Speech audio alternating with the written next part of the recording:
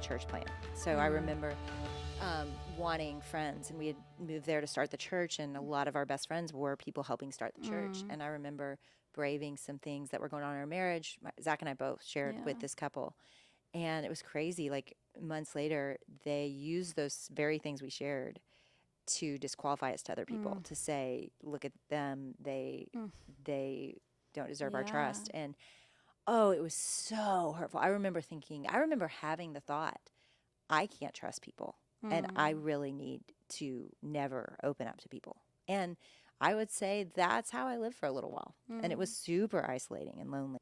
So I had to rebuild just the muscle of trust with people. And I think that has happened to everybody. Everybody has stories where they braved saying something and it was used against them.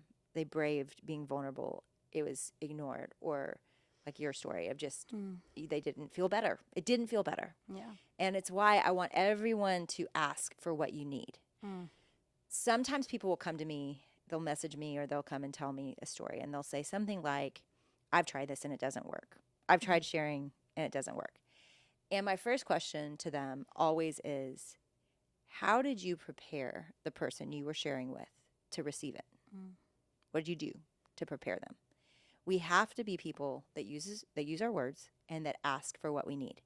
So when you're about to sit down and you're gonna bravely share, like, hey, this is an emotion I've been struggling with lately, or like I had a panic attack.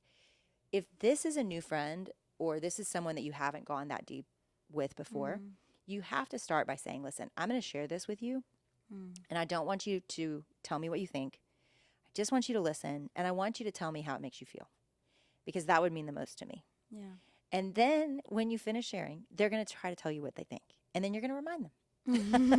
And you're going to say, listen, I understand. I was like, I really don't want to hear what you think. I just want to hear how it makes you feel. And it will feel awkward. It will feel so painfully awkward. And when they're not good at this, they're going to, it's just going to feel cumbersome. But people can learn to be better at this. And we don't give up on people because they're not good at it. I'm so glad you didn't give up on me. I mean, I wasn't good at this. And you kept saying, Mom, what I need is this. Like, you kept using your words to get me there, my emotionally mature child. And I got there, but and even in conversations, I would get there. I'd go, okay, I hear you. And I would zip it, and I would listen, and I would feel what you felt. And so, again, remember how powerful it is to reframe your wording from I think to I feel when you're sharing with someone, and when they're sharing back with you, to ask for that. I think it's a fair thing to ask for.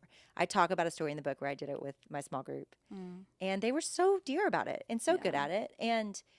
But we are all kind of fixers, our whole entire small group of women. Now, it's hysterical because all the men are feelers, and they all feel more so. Not all of them, but several of them. And love feeler men. Your dad is. And he didn't used to be. No, but he is now. And so they're all more feely, and we're more like fix it. And it's just something we've had